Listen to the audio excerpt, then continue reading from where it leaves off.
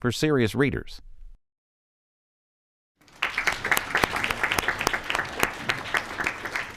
Since Karen has done such a magnificent and complete job of introducing the two of us, I won't have to do that now, so I can jump directly to page 3 on my notes.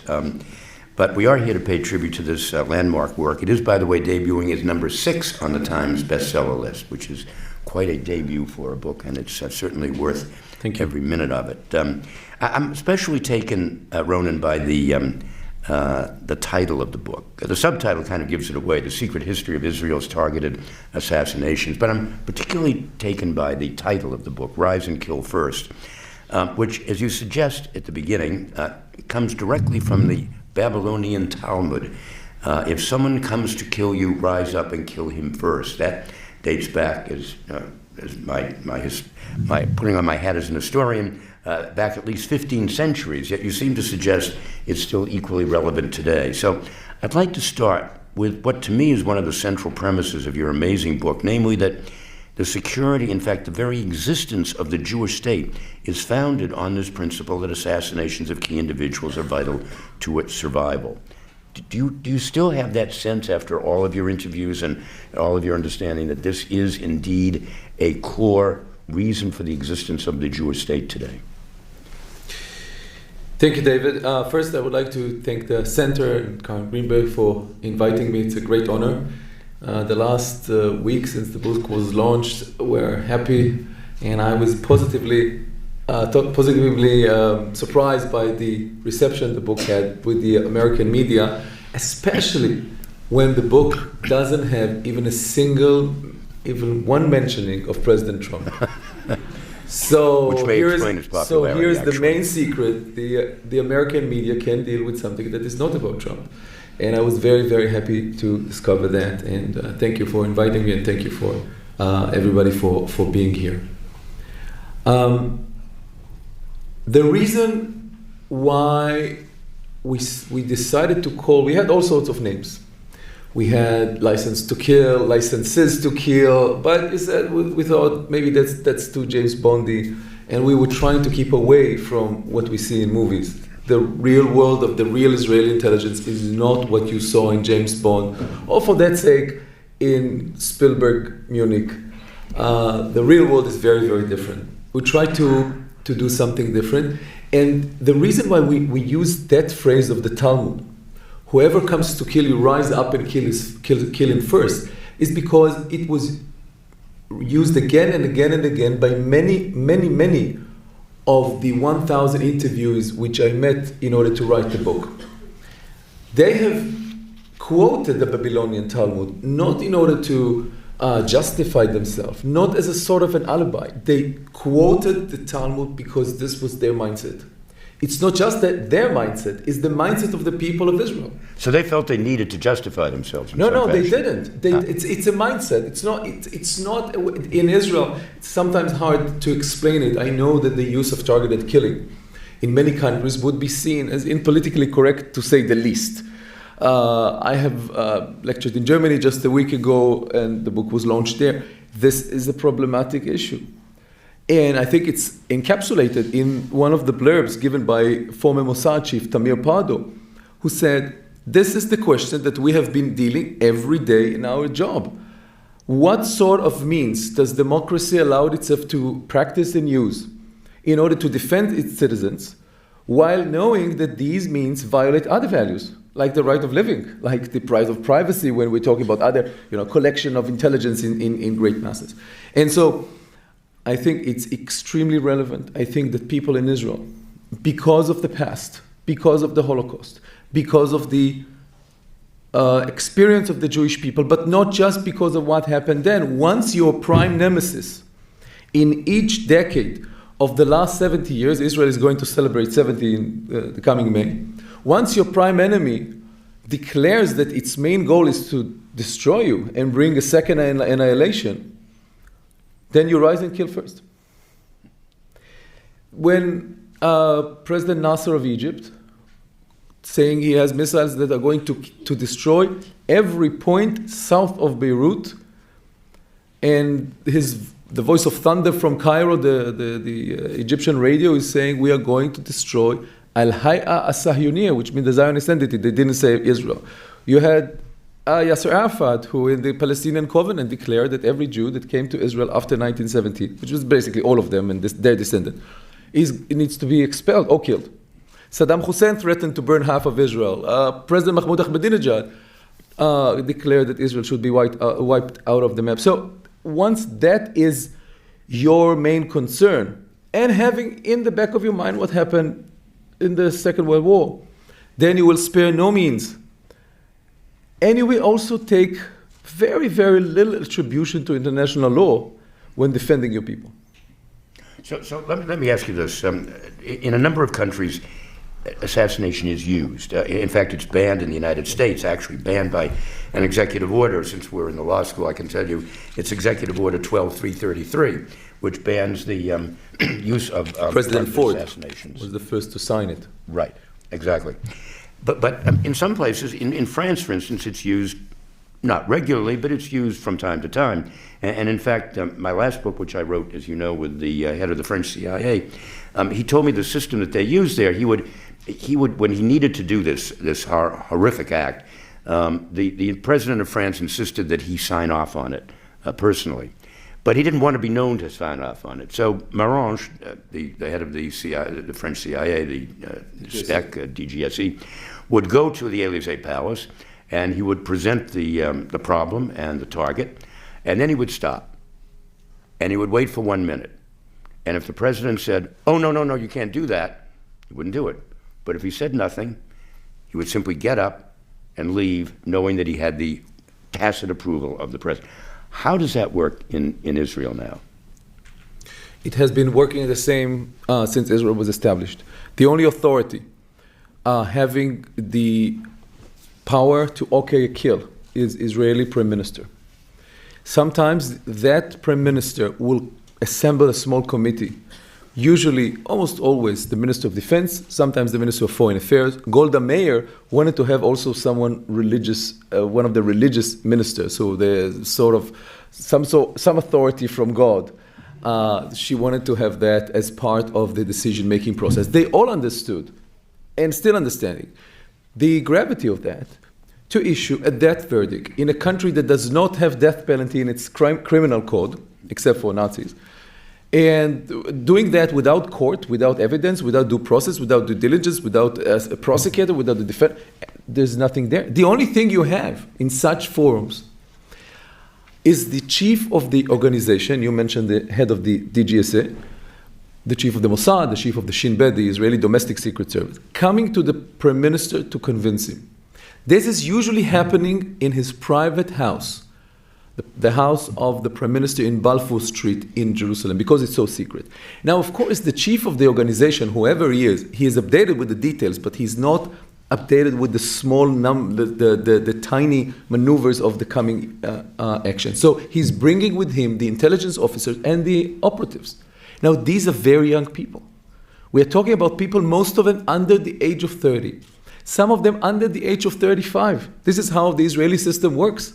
They bring the PDF and the Adobe Acrobat presentation, and they are trying to convince the Prime Minister. Just imagine the drama in that forum. And also, throughout time, some of these people, the young officers, who were there to convince the Prime Minister to issue an assassination of someone because he's bad enough and he's planning to kill Jews tomorrow. Some of these people crossed that room during time and became the Prime Minister.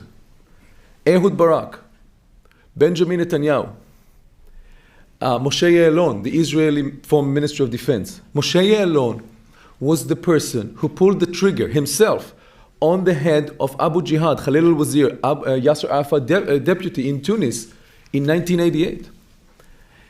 Now, you come to think, or you come to wonder, what does the profound involvement, not in knowing, not in sending people, but the actual having the enemy head on your hindsight and pulling the trigger, what does it do to your mindset when you become a Prime Minister and you need to, I would say, use some other means, diplomacy, for example? And some of them have in fact done that. Begin, for instance, was named a terrorist by the British occupying authorities before the independence. But that's very interesting, because what I'm wondering about is, if such actions were more tightly restricted, the leadership of Israel less rigid in its demands, might it not be possible to move more directly towards political or diplomatic solutions to problems, rather than simply say, this is a good tactical solution, we can take it, and this will solve the problem? Does it remove from the political and diplomatic authorities, even the military authorities, the felt necessity of trying to find another means of solving the problem, diplomatically or politically? Are you concerned about that? Very much.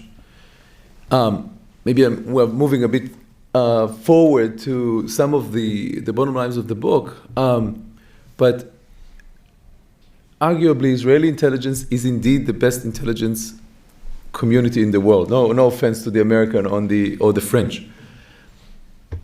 Tim Weiner wrote a book, Pulitzer winner, Legacy of Ashes, about the CIA. And he describes a history of failures. My book does not describe a history of failure. On the contrary, Israeli intelligence, sooner or later, was able to come with solution to most, if not all, the tactical problems that the Israeli leaders presented to it. There were botched operations, we can discuss them later, but at the end of the day, this is a story about success. But in that success are also the grains and the problem. Because Israeli leaders came to the conclusion that at the tip of their fingers, they have this powerful tool where they can order to take out a building, a computer, or a human being way beyond enemy line. And they thought it's not just enough to use that to save, people tomorrow from the next suicide bomber, or to prevent Iran from getting a nuclear bomb by killing one of their scientists, or more than one. But they thought this is a powerful tool that can be used to stop history, to hold it by its tail. And therefore, the story in the book is a story of unbelievable series of tactical successes of the Israeli intelligence community, but also of a disastrous strategic political failure from these politicians who thought it's enough to have these tools and not turning to statesmanship, political discourse, diplomacy, and compromise. Well, that's it. When Netanyahu, for instance, decided to leave the efforts to control the Iranian march toward a nuclear bomb in the hands of the Mossad, and the assassinations and the Stuxnet ideas and so on, he never really came to understand the value of delaying Iran's progress by at least a decade with the Iran nuclear agreement.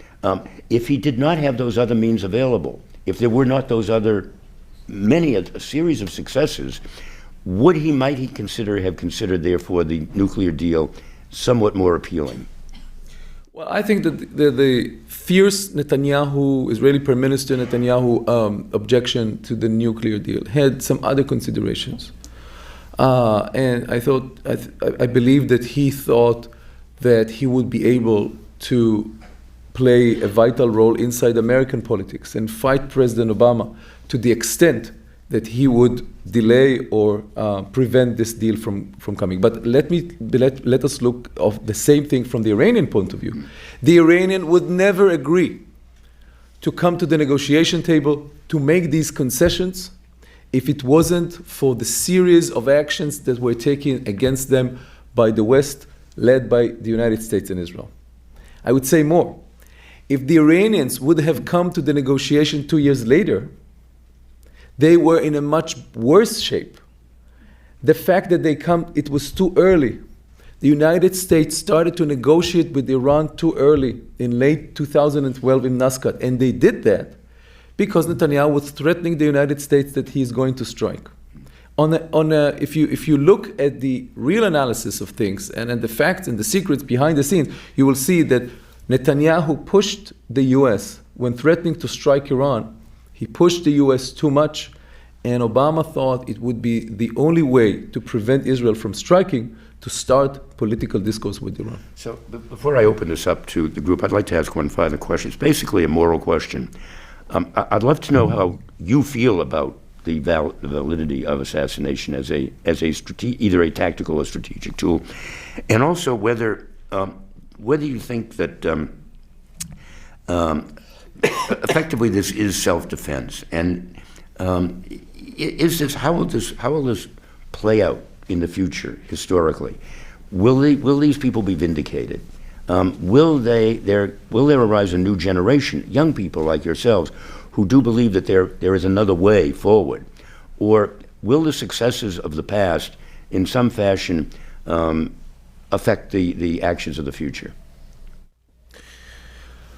Well, on question of effectiveness, and I know that this could not be accepted and seen as right by some of the audience, but on question of effectiveness, the Israeli experience, by far the most vast of all the countries on the face of the earth, were using these extrajudicial targeted killing. Targeted killing and assassinations, when they are part of an overall policy, when they are done systematically, when they are not done out of some sort of emotional zeal in order to show them that we are doing something.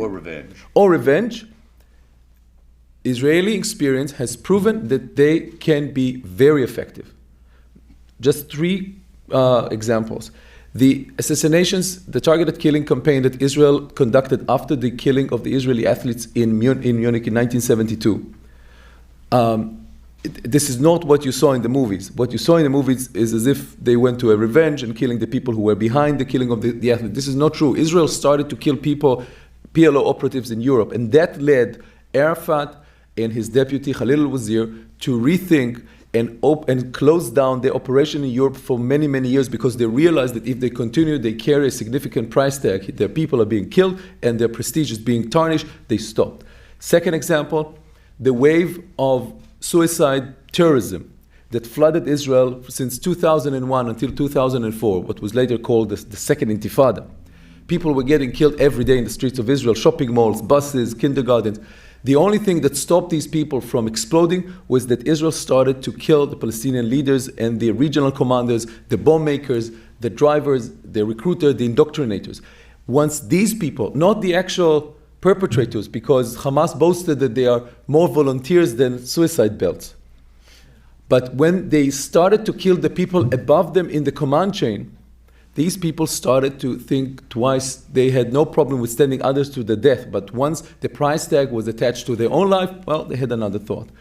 And third example, on the effectiveness, I asked Michael Hayden, former chief of the NSA and the CIA, I said, General Hayden, please name one tool of everything that Israel and the United States wanted or tried to use against the Iranian nuclear armament advancement.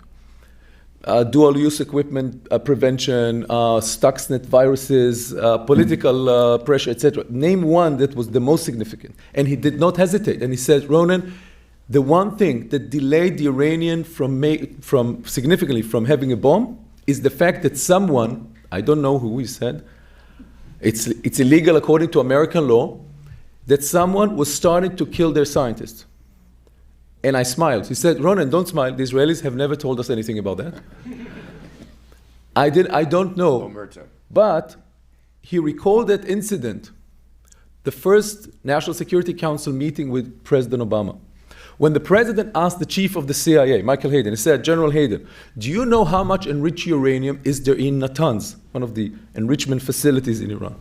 To which Michael Hayden answered, Mr. President, actually I do know the answer to this question, but let me tell you, it doesn't matter. There is no one neutron that would end up in a nuclear bomb from Natanz. What they are building in Natanz is knowledge. There's one way to destroy knowledge. To the second question, the fact that Israel and the United States has employed targeted killing extensively. You said that it's forbidden, according to American law, to use assassination, but it's permitted to use targeted killings. You know, that euphemism that the legal counsel for the CIA has used in order to enable the agency to use the to use the predator in order to kill people, drones, that has made the CIA extensively using targeted killing. The fact that Israel and the United States used that in numerous times since 2000 and 2001 has also led to a a dramatic change in international law. Even human rights organizations, Human Watch and Amnesty, do consider today a legal act when you kill a terrorist in his bed at night, not just when he's in the battlefield wearing his uniforms. Of course, he doesn't have uniforms, wearing uniforms, and allow himself to be part of that act. That has changed the international law. The problem is, of course, the collateral damage. This is the main issue when coming to examine targeted killing on legality, on morality. And I think that in time, I hope, people here in the United States, examining American history, and people in my country, in Israel, would be courageous enough to look at themselves in the mirror and ask, did we did enough to prevent collateral damage? And I'm not sure that the answer to that question would be positive. Well, on that cheerful note, why don't we open it up for questions? I would ask you, if you can, to identify yourself. I believe we have some microphones. Wait for the microphone to come to you. And please try to make it a question and rather than a declaration. Yes, I should note, by the way, that this is being taped for broadcast, so everything is on the record. Yes, right behind you there.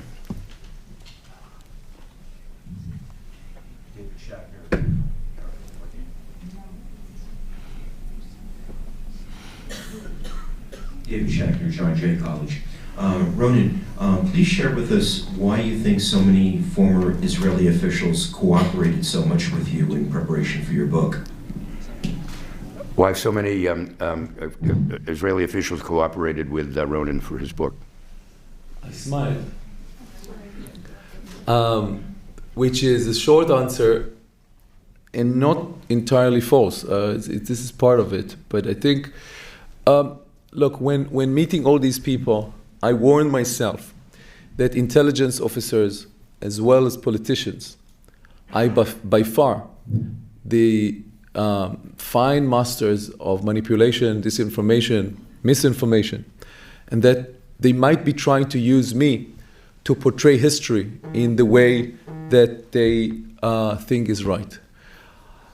I was trying to bypass or put aside these attempts by interviewing so many people. 1,000 interviewees, some of them I saw a few times. Just Meir Dagan, the former Mossad chief. I have transcripts from Dagan of 400 pages of recordings. This is one of 1,000, so this is by itself a book.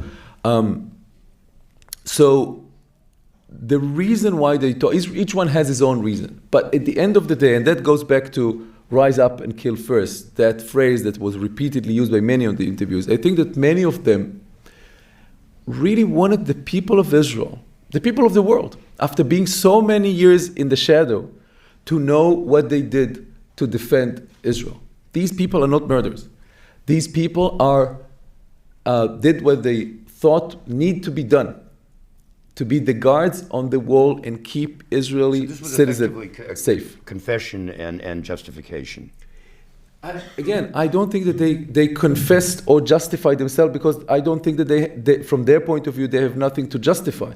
They want to, I don't want to say boast, but they wanted people of Israel to know what they have done. You know, I remember one interview with the guy who is now 93. His name is Nathan.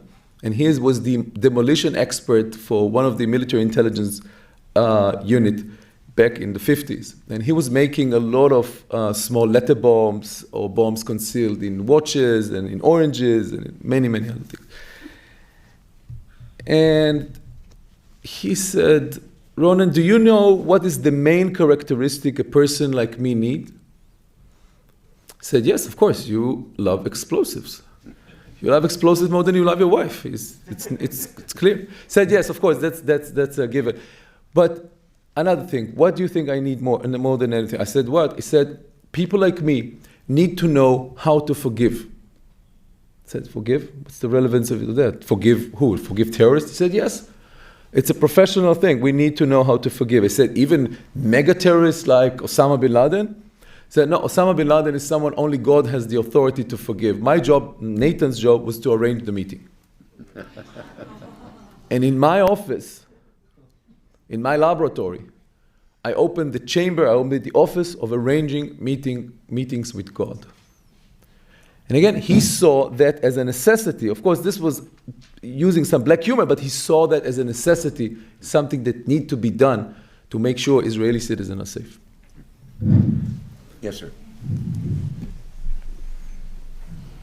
Thank you for a fascinating discussion. Thank you. Joseph Rosen, Stony Brook University. I'm curious, Ronen, if you could talk about any, interesting stories in dealing with censors in Israel. I imagine that there must have been some issues, and I guess some of the blurbs, like people wished you very badly and so on. So, can you talk at all about the issue of censorship in Israel and how you dealt with that? I'm sure when I read the book, I can tell you from my own personal experience as a correspondent, I once was in Israel for CBS. We had shot some pictures of some tanks in maneuvers up near the Lebanese border. And we were about 3 miles away. You could barely see that it was a tank. And an Israeli military censor said, you can't send those pictures out. You can see the numbers on the sides of the tank indicating which unit it's from. I said, you can't even see that it's a tank.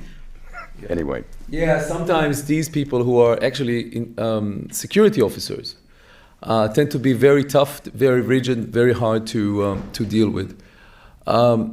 The question, I think, is not whether to publish or not publish something that harms Israeli security and spill its secret. I think no one would like to do that. Maybe the Iranians would like, but it's not a common interest by us or by Random House or by anyone else. The question is, how do you define state security?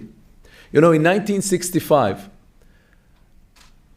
maybe I said something about censorship. According to Israeli press, has to be going through censorship prior to print, according to an old British law that the Brits legislate to their colonies and Israel absorbed when it was established in 1948. So the Israeli journalists, the Israeli press, the Israeli media are giving to censorship, to price scrutiny, everything that we publish on national security, military intelligence, oil, and the Middle East. So in 1965, one of the famous Haaretz columnists, Yoel Marcus, wrote something in the line that the chief of staff is not very smart. Censorship took it out. They banned that from being published. They said this is a military secret. And that if the enemy would know that the chief of staff is not very smart, then he might take an action. So, and they were serious. We treat this as a joke now, but they were deadly serious at that time. War crimes, would they be seen as state secret? Now, the state would see them as a secret, but I don't think that they are a secret. And et cetera, et cetera. So we have, being an Israeli correspondent, I have a weekly, sometimes daily negotiation and argument with the Israeli censorship. They have added many deletions, and we have been struggling with them when coming to publish the book. But let me tell you this, at the end of the day, I think that Rise and Kill First is able to supply its reader a complete, or at least close to complete picture of the narrative, the world, and the broader lesson that I was trying to bring. So let me ask you one further question then. What did you leave out of the book that the censors would not let you publish? In generic terms, if not specific. Look, and I was not intending to put anything that could jeopardize modus operandi, or name of sources, or names of relatives of sources. Sources and methods. Sources and methods, modus operandi are out. And there are some questions that, I even stated that very clearly. I don't know what happened to Yasser Arafat, what led to his demise in 2004. And even if I knew, I could only say that I don't know. This is, always leaving something for the next book. We'll look for it eagerly. Yes, right back there.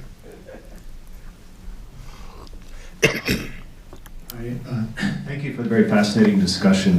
This is Ro Carey from The Nation magazine. I wonder if you could tell us how the pace and structure of targeted assassination has changed over the decades. You said earlier that it's something that's very deeply inbred in the sort of, I guess what, conceptia is how they would say it about the state. So it's been there since 48, but I'm thinking in particular since the Second Intifada, when so many of the perceived enemies of Israel are within the boundaries of what is, if not de facto, de facto what is closer to home, and the increasing pace of assassinations in the Second Intifada. Is there a difference in the way this is conceived, carried out, and what do you think the effect has been on Israeli society of assassinations over the years? Is the consciousness of it, the perceived necessity of it, has that risen, has it fallen, has it been challenged more in the last 10 to 15 years than, say, 30 years ago when the PLO was the primary enemy?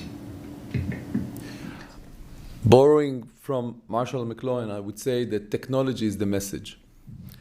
In the sense that technology has brought such an advancement to the war machine of assassination that it had made it by far on a different caliber.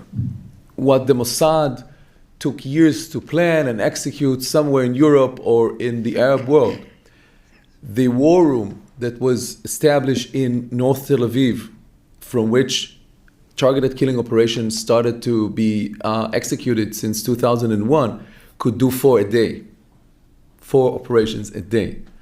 And that thanks to technology, to armament that could be launched from distant location, through drones, and channels of command and communication. And so in that sense, that has changed very, very much. The use of assassination, the use of targeted killing as a conception, as you rightly put it, was there from the beginning, and maybe I should say a word of why. Because David Ben-Gurion, the most important Jew in the last 1,000 years at least, he, from day one, he understood that Israel would not be able to sustain and survive all-out wars, if at all. Israel cannot have its recruit and draft and reservist stationed on its borders for more than a week or so. The other possibility was to try to prolong the times between a war and the next war, or delay it as much as possible, and have strong intelligence community that would supply an alert for a preemptive attack, sufficient intelligence on the enemy, and try to have the ability to launch pinpoint operation way beyond enemy lines. That was why targeted killing was so central from day one. It was central against the PLO in the 70s, according to the abilities of Mossad at that time. And it became crucial, dramatically, profoundly crucial, against the suicide bombers. I would say the whole country, the whole intelligence service, and the armed forces were recruited only to one specific goal. Ariel Sharon, as Prime Minister of Israel, have said, Jews are being killed now. Everything else should be put aside, and everyone should be recruited to help the Shin Bet, the Israeli Domestic Secret Service, trace down and kill the perpetrators. Now, these are Israelis, these are Jews.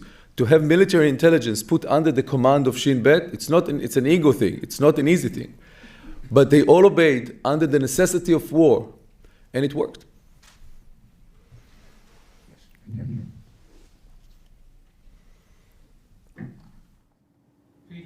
Center for Constitutional Rights. That phrase that you found. Could you lift up the microphone? No, we can't really hear you. Can you hear me? Yes. That phrase that everybody gave you from the Talmud has 2 parts to it. The second part is easy to understand. If somebody comes to kill you, kill first. But what about the first part?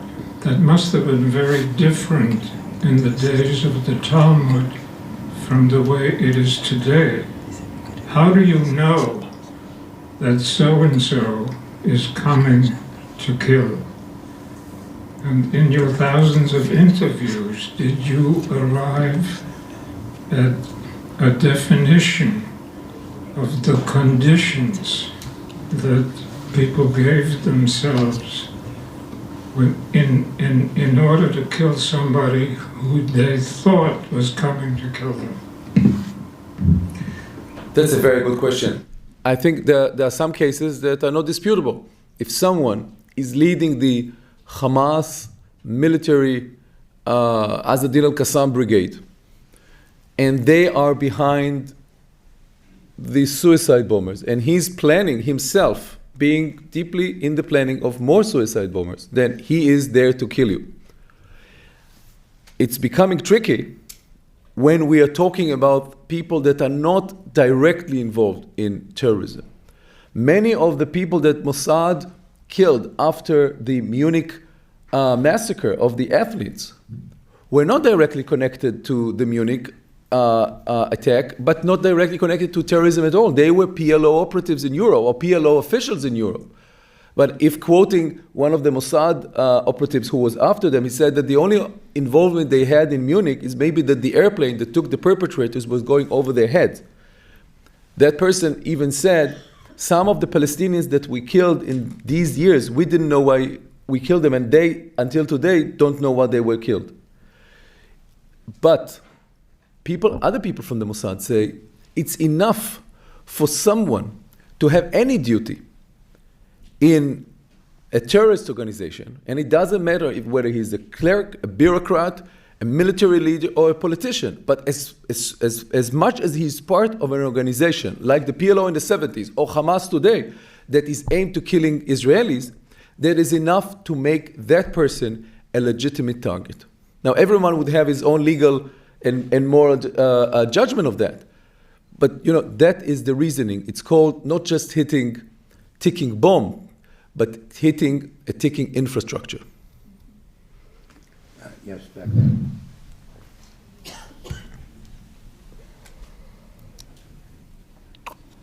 I haven't read I'm Bob Dreyfus. I'm a journalist here in New York. I haven't read your whole book, so maybe you answer some of this in the book, but I'm going to ask. I have been to Iran a couple of times. It's a big book. It's not, just was published, so it's okay not to read all of it at once. I'll get through all of it, I'm sure. So I've been to Iran a couple of times, and I've talked to a lot of Iranian officials and also people involved in the U.S.-Iran talks and so forth. And I think they would challenge what you said about Israel's effect on the negotiations. In fact, I think it was the opposite. And I guess I want to ask you what evidence you have that the killing of Iranian scientists, who, by the way, were not coming to kill you. They weren't rising up to kill you. They were just low-level scientists. Or the threats to go to war against Iran. People I've talked to, both in the United States and in Iran, said that was counterproductive, that it helped the hardliners in Iran, the people who might want to keep the nuclear program, who might argue we need a nuclear bomb because we're going to be attacked and so forth. The Obama people were horrified by this. They found it to be an obstruction because it made it harder for the moderates in Iran to agree to the deal. So I guess I want to know what evidence you have for the contrary argument. Certainly screwed up their recruiting efforts, didn't it? Their recruiting efforts of the Iranians to find scientists who would come and work on those. Well, look, I do agree that there's a moral issue with killing scientists who were employees of a sovereign government and didn't kill anyone, or for that sake were directly involved in terrorism, or involved in terrorism at all. So there's a moral issue here that can't be addressed. But generally, I just quoted Michael Hayden. He is not an Israeli, and he has a long list of evidence why not just killing the scientists, but many of the steps that were taken both by Israel and the United States, including Stuxnet, Olympic Games, the malwares, political pressure, the prevention of export of dual-use equipment to Iran, all of that together was very, very successful. The proof is, by the way, that Iran, for 15 years, 12 years, did not agree, 13 years, did not agree to have that kind of agreement that was proposed to it much, much earlier, and agreed only after their economy was on the brink of collapse because of these sanctions. More than that, there is no dispute. And of course, I'm sure that the Iranian officials or people who are influenced by these officials that you have met in Iran would say that this was counterproductive. This is what you expect them to say. But there is no dispute between all of intelligence agencies that I have met, including in closed doors, the Russian and the Chinese, on the basic facts that Iran, since 1998 at least, if not earlier than that, was trying to build an atomic bomb. Now, were they planning to drop this bomb in Israel? I don't think so. They wanted to have a bomb in order to be a regional power. But there is no dispute that they were trying to do that, concealing the military path, the military part of their project, which is led by one of the scientists that the Iranians believe is the Mossad prime target, Mohsen Fakhrizadeh, who is not a low-level official. He's one of the high rank of the Iranian government. And they were lying to the IAEA, they were lying to the world, they were feeding the world with false information about what they were trying, and they were very, very close in making the breakthrough towards a bomb. Now, can Israel, and again, I don't think that they were just about to pull the trigger if they had the red button, but can Israel allow itself to let a country that publicly calls for its destruction to have the means to deliver such annihilation? In that sense, and I think maybe that's the only point, I agree with Prime Minister Netanyahu. Yes.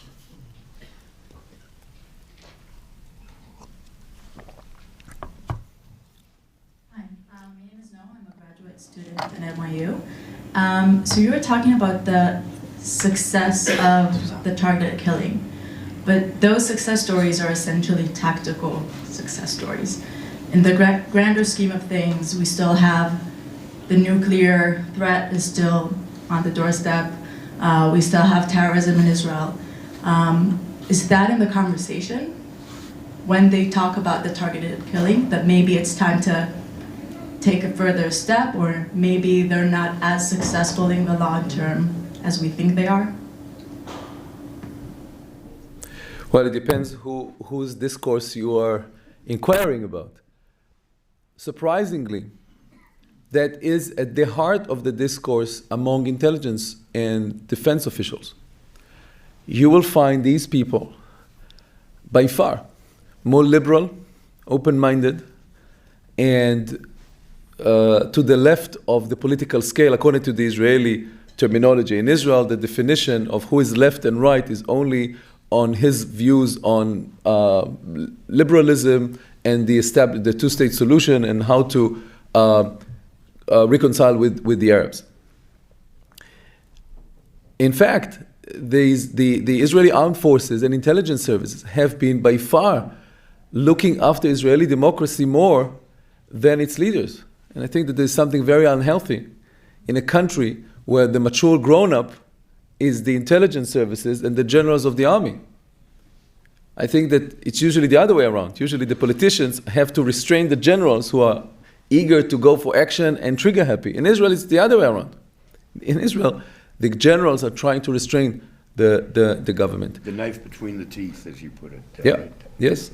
And I don't want to spoil the book, but to do a spoiler, but if you read the book, you will see that some of the main characters, like Ariel Sharon or Meir Dagan, for years believed that force can solve everything. Later, in more advanced stages of their life, close to their death, unfortunately, they came to the opposite conclusion. They came to the conclusion that only reconciliation, only political discourse can be that stage after using force, after rise and kill first.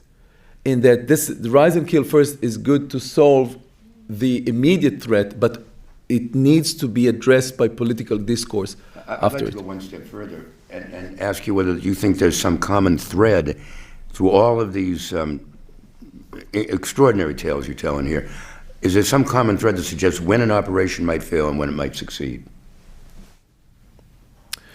Well, you are asking from an intelligence or operational point of view. Well, in any fashion, I mean, there are various forms of success, right? Look, there were many, many cases where the operations was successful, but it led to a catastrophic results. The attempts to kill leaders, most of them have changed history, but not to it did not take the same course as the planners thought. In February 1992, the first assassination that involved drones in history, Israel killed the Secretary General of Hezbollah, Hussein Abbas Musawi. Now, they thought he's the leader of a terrorist organization. They have the opportunity to kill him. Why don't do it? They killed him, only to get, instead of him, getting Hassan Nasrallah, who's by far more talented, capable, radical, who changed the priority of Hezbollah, and instead of focusing on internal Lebanese politics, he focused on Israel.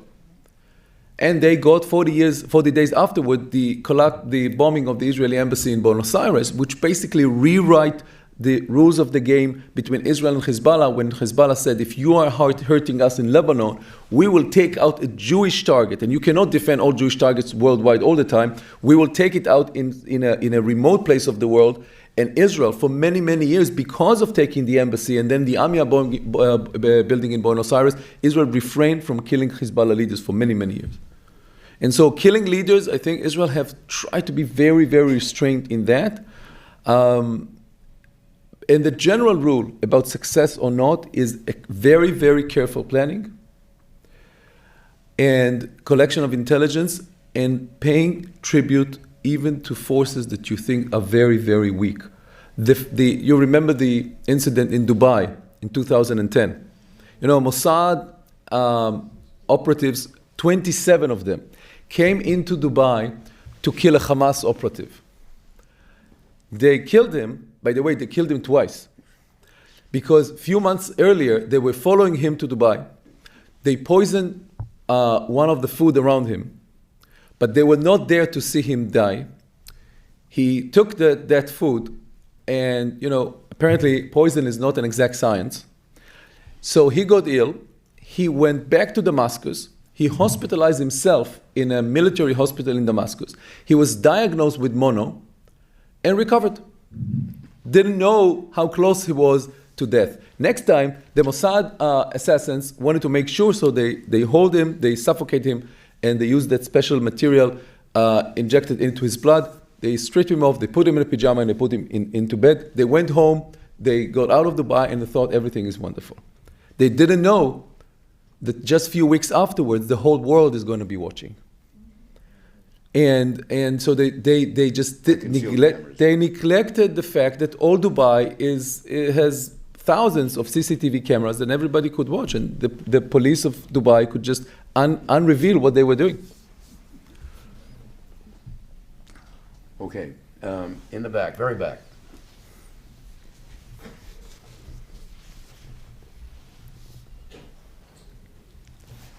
Hi, I'm Sam Wiener. I'm a second-year law student here at Fordham. My question is, you referenced the movie Munich earlier, and between Munich and the popular show Fauda, I'm curious about your thoughts on the representation in popular culture of Israel's assassination machine, and whether that popularity, I guess is the best word for it, at least in the media and its portrayal, does more good, more bad, or is neutral with regard to public perception and understanding of what Israel is attempting to do. And I think Fauda does really raise many of the moral questions that you raise in your book, which is quite extraordinary. And the unit upon which Fauda's story is based, it's called Cherry, Duvdevan, features the real stories of that unit, featuring some of the chapters of the book, one of them of how they disguised themselves not as Arabs but as an ABC team. And they kidnapped one of the most wanted Arab terrorists And when his family called the day after to ABC office in Jerusalem to say, "Where's our son?" they said, "We don't know. We weren't there." And that caused political problem for the state of Israel when the chair of ABC called the Prime Minister Shamir. Look, I think that much of what we see in the movies is, of course, fictionalized, and it's very, very different because what James Bond does by himself is divided into many expertise done by many dozens to hundreds of people in reality. But as advanced as we get in time, I think that and as David indicated, I think that the movies and the TV series are getting more advanced to incorporate much of the dilemmas that the operatives are taking into account. And of course, it's very much exaggerated and very much fictionalized, but I think we are slightly more reflective and having a better idea of what this is all about. Yes, sir.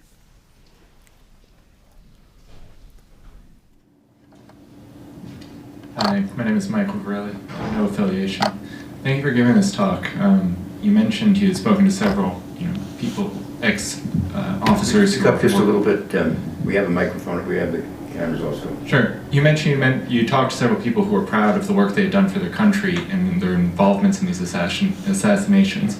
If one of those men or women, the next time they went and started their car, was blown to smithereens by a bomb planted by an Iranian intelligence officer, what do you think the reaction in Israel would be? All's fair in love and war? If I understand correct the question, before you take the microphone away, you are asking what would happen if another intelligence agency would react and try to start assassinating Israeli officials as a revenge for what Israel has done? That's the question? Correct. Okay. Well, it happened. In the 70s, the PLO reacted fiercely to the fact that Israel was trying to kill its operative. They had redoubled some of the double agents that the Mossad was operating. They exposed some of the Mossad double agents and convinced them to turn again and kill the case officer from Mossad who was running them. And so Mossad was under attack as well.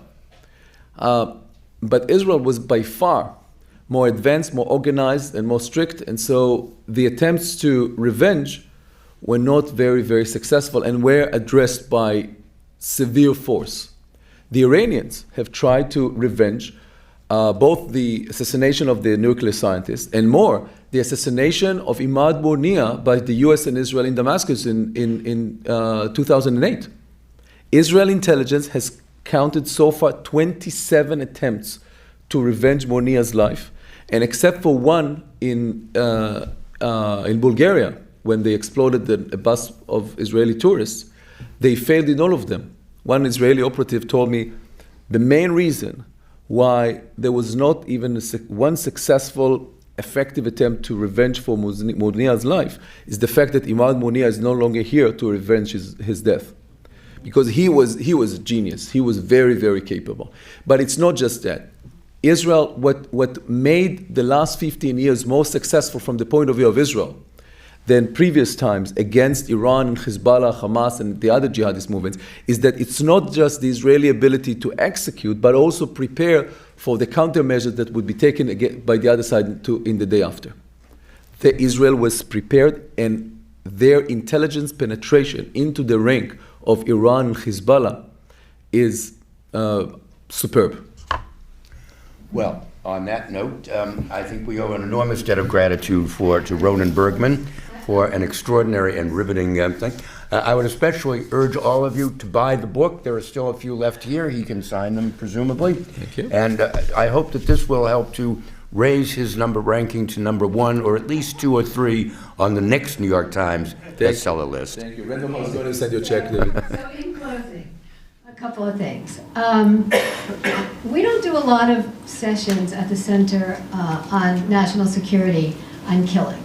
However, we have done many on targeted killings and on some on warfare, on foreign policy, on diplomacy. And so it is my wish, and I hope you join me in this wish, that soon, like tomorrow, but soon, we'll be talking about a book that is about peace, diplomacy, and the need for no warfare. Thank our speakers. Please rise. Inshallah.